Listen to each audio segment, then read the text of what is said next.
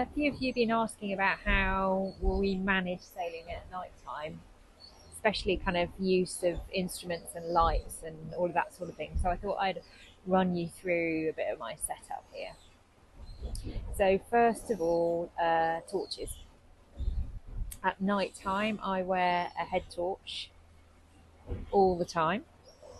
Now this one will go red, a red light, and it's got a bright white light as well. Now, the red light helps with your peripheral vision. So if you use a red light at night time, you're able to see more of what's around you. So you're able to maintain some of your night vision and have better peripheral vision. But if you use a white light, it very much focuses your attention on wherever the light is shining and to the detriment of everything else around you. But it also blinds other people. So being a solo sailor, I use a white light on my head torch most of the time because actually sometimes finding colours, particularly with a red light, is quite difficult. So I use a white light to make sure that I'm grabbing the right rope or pressing the right button. And then when I don't need my head torch, I just turn it off. Next, the instruments. So you can see they are lighting up the cockpit quite a lot here. So it does mean that when you're in the cockpit, you can be a little bit blind to what's going on outside. So it's important to stick your head out of the bubbles here and look outside the boat as much as you can. But we rely hugely heavily on the instruments, on radar and AIS for situational awareness, and then on the data that you can see here for understanding how the boat's going. Now, each of these displays has been dimmed. So at night time, I change the colour balance of the displays to be more red than white. And I can also change the brightness of them to dim them right down. So they have the least impact, but I still need to be able to read them from a distance, so they can't be too dim.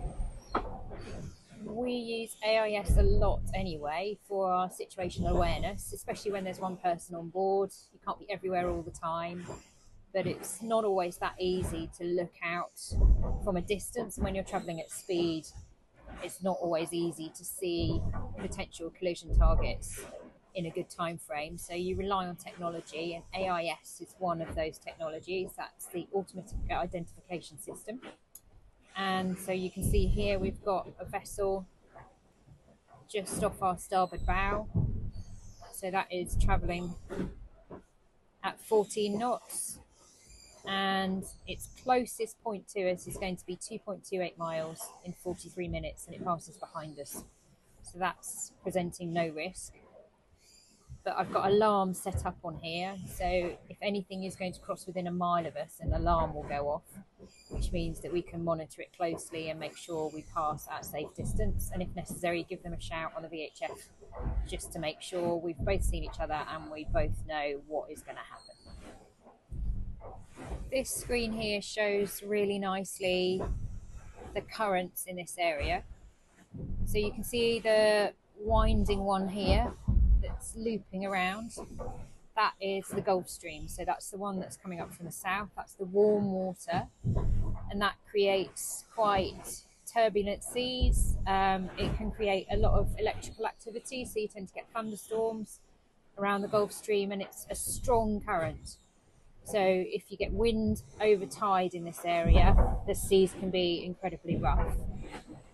And then up here, this is the Labrador current. So this is bringing the cold ice melt water down from the Arctic. And where the two meet here, that's creating a lot of fog for us. And if we look at the sea temperature, so we're just exiting this low pressure system here.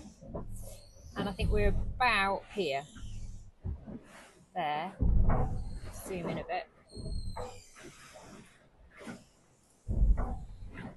So you can see the sea temperature here is 4 degrees, and just over on this patch here, the Gulf Stream, the sea temperature is 20 degrees. That's a massive difference there. And that's what's creating these conditions. It's also really amazing just to get out of the cockpit and kind of immerse yourself in the dark when conditions are right as well. Being at sea at night time is amazing because there's no light pollution, but also you get this real incredible sense of kind of total immersion in nature because the sky joins the sea seamlessly and the stars just roll over your head. And then finally, looking at the sails is super, super important so that I can make sure the trim of the sails is good, but also looking up at the foredeck, looking at the lines, being able to see if there are any problems from the cockpit, and also being able to look at the top of the mast from the cockpit is really important. So I always carry a super bright trimming torch in my pocket. There it is. And I have 2 on rotation, so they're well charged up. And they kind of really help with understanding what's going on the boat trimming wise.